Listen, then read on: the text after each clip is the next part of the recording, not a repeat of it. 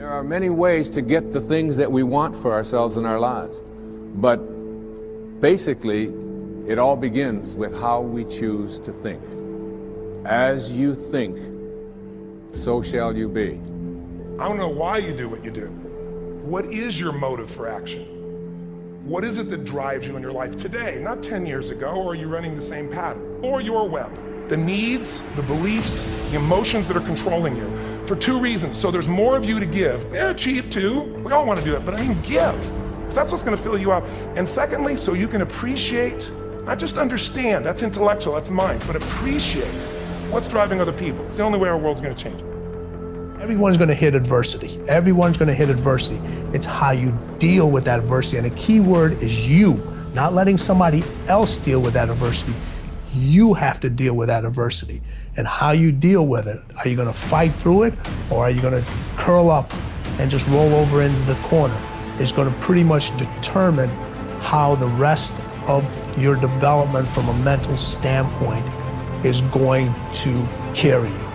You cannot win the war against the world if you can't win the war against your own mind. But it first starts with a sound, right? There's this sound that I hear, and that sound moves me, all right? That sound moves me. So this was a sound that I heard years ago.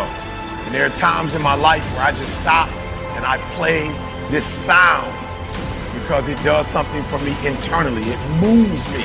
Write that down. The very first thing that needs to happen to you every single day is you need to be moved. You need to be moved.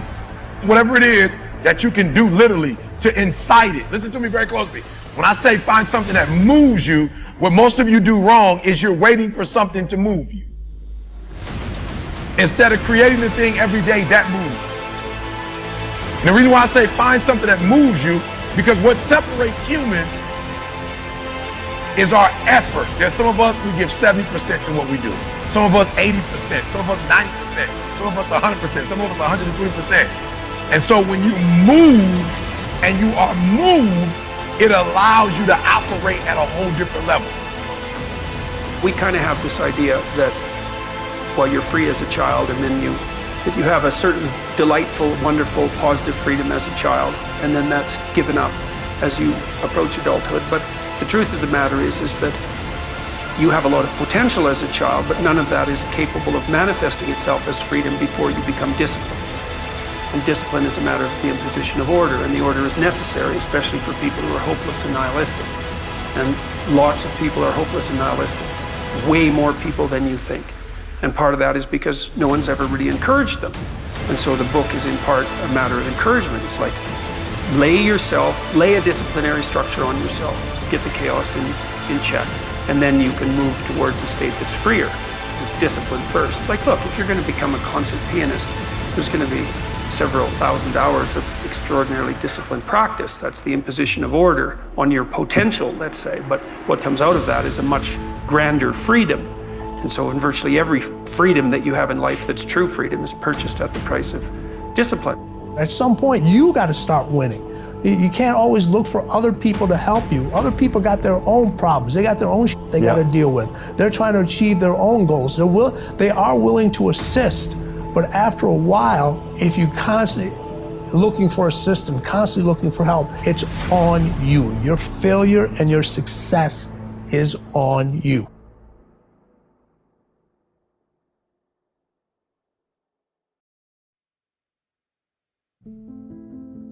You wouldn't be having that opposition if you didn't have something great in you. If your dream wasn't alive and on track, right on schedule to come to pass, you wouldn't have so many things coming against you. But when the enemy looks at you, he says, oh no, here comes another dreamer.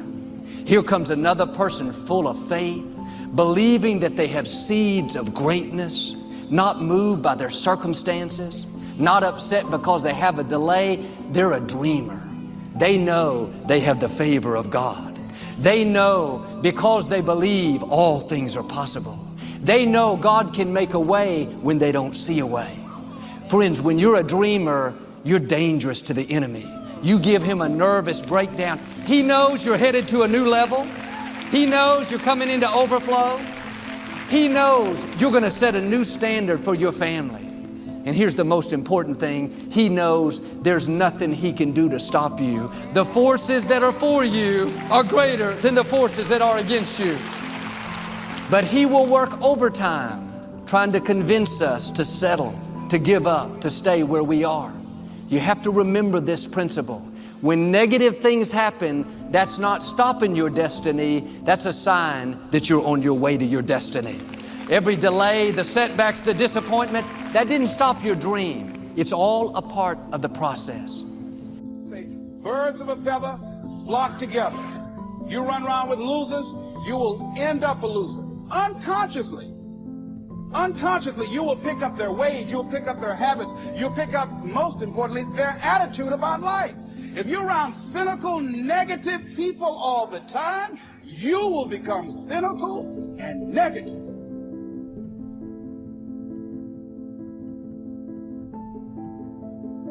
So you got to watch yourself. Many of us are living out the lives of other people, living out their conclusions, living out of their consciousness. The other thing is that you begin to looking at your life and looking at what it is that you want to achieve. Another crucial thing that you must do is align yourself with powerful people. Align yourself with people that can encourage you, people that can empower you, people that you can learn from, people that you can grow from. That's very important. See, if you have people around you that can contribute to your growth. When I wanted to become a speaker, I joined the National Speakers Association. I wanted to be around the Dr. Norman Vincent Peales, the Zig Ziglars, the Dwayne Dyers. I wanted to be around people that were doing what I wanted to do. I wanted to learn from them. And you want to do that too. You want to align yourself with people who think like you, people who dream like you, people who want more out of life, people that are stretching and searching and seeking some higher ground in life, as opposed to the majority of people. Somebody said, always strive to get on top in life because it's the bottom that's overcrowded.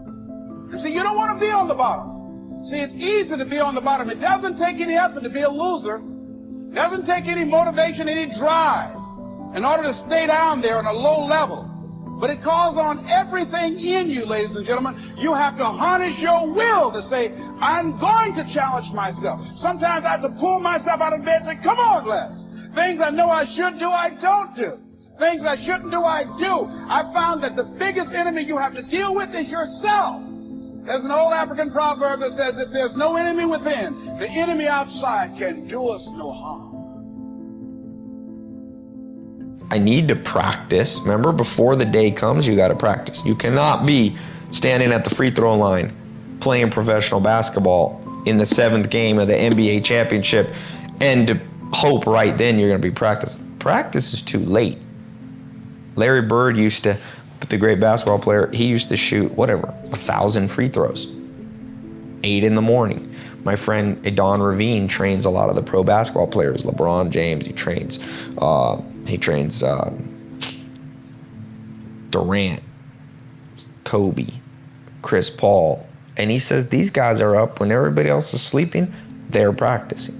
So everything you want is going to entail a good bit of practice. So many people come up to me and say, Gary, it's so hard. I look at their Instagram and they're not posting any of their content with hashtags, which is a by accident way to pick up exposure in a world where they have no money. When you have no money, when I took over my dad's business, I did $3 million a year, 10% gross profit, $300,000 before expenses. My first year marketing budget was $14,000. When you have no money, and I built that business from a $3 to a $60 million business in 5 years. I had to make every penny perfect. So I was right about email marketing in '96, and I was right, and because of that I had 91% open rates.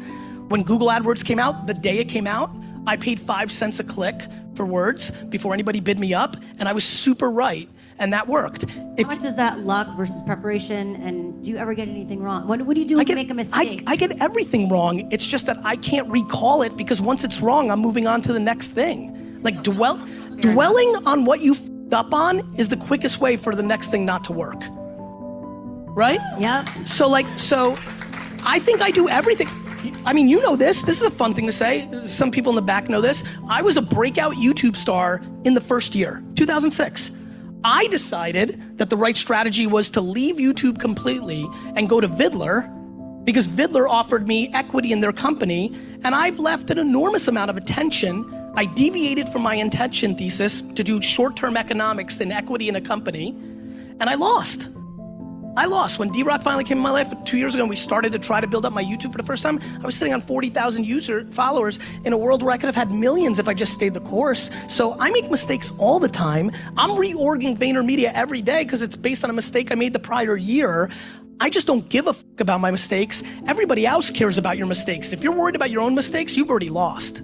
You know, I'm always looking for new ways to explain the power of the 5-second rule and the power of 5-second decisions.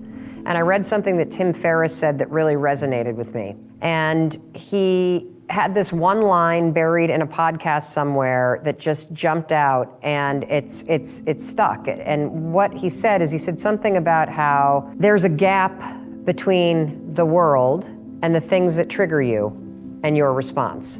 And your entire life is that gap.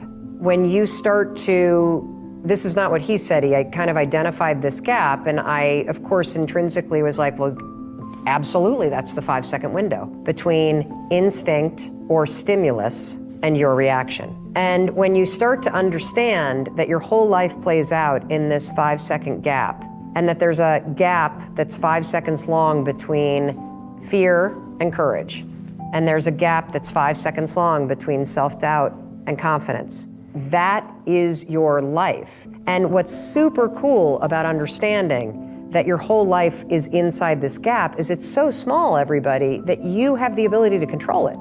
Life's always gonna throw triggers at you, and there will always be all kinds of cool things that inspire you, your wisdom, and you get to choose what happens in that gap. Do you succumb to an excuse, or do you push yourself forward?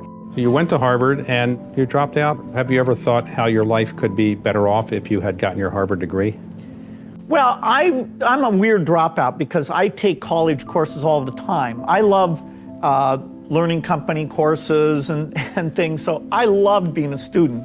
And there were smart people around, and you know, they fed you and they gave you these nice grades that made you feel smart. So I feel it was unfortunate that I didn't get to stay there, but I don't think I missed any knowledge because, you know, whatever I needed to learn, I was still in a learning mode. I came up with a slogan, and I tell it to my kids all the time. I say, there's no losing, only learning. There's no failure, only opportunities. And there's no problems, only solutions. So to me, what failure is the mother of all success. If it wasn't for Michael Jordan getting cut from his 9th grade basketball team, he wouldn't have became Michael Jordan. You know, if it wasn't for, I seen an article the other day where they were talking about Oprah Winfrey and how she got fired because she wasn't good for television. You know, you got people like Walt Disney who got fired, if I'm not mistaken, from a newspaper saying he had no imagination. ¿Tú me entiendes lo que te estoy diciendo? These are the same people that I got to deal with. Tell me what's not a hit record. Right. So what do you tell them? You tell them, you know that all they can do is learn and come back bigger, better, stronger. Because all it's going to do is lead you in the right direction. See, if you're always winning, then you don't really understand what it is to win. You got to take those losses. You got to take those hits. There's got to be the valleys, the peaks, the ups, the downs. In order for you to, when it does happen, you go, wow, qué rico. You know, this is what it's all about. And not only that, it's never about making it, guys. It's always about maintaining it. That's the toughest part. Patience is for the impatient. That in fact, when you're getting started and your in-laws are making faces at you and you're not sure if you're going to be able to pay the rent and you don't know why you're living in Brooklyn to begin with and you're going to have to move back to Florida, it's easy to say, you know what? I need to go faster to pick up these scraps and pick up these scraps. And sometimes what that does is it gives you the foot up to get to the next level, but sometimes what that does is it just makes you a scrap collector. And that one of the things that we see when we look at the work of people who have put really big ideas into the world, who have built online platforms, right, is that they got there by being patiently impatient or impatiently patient, whichever way you want to juxtapose it. That if you look around at the blogs you read or the people you respect online or the organizations you want to work with, the myth of the overnight success is just that, a myth. That, you know, the much vaunted Twitter was a failure, a complete failure for 2 years. Nobody used it. And if they took the mindset of, well, if it doesn't work in 2 weeks, we got to go do something else, you never would have heard of it.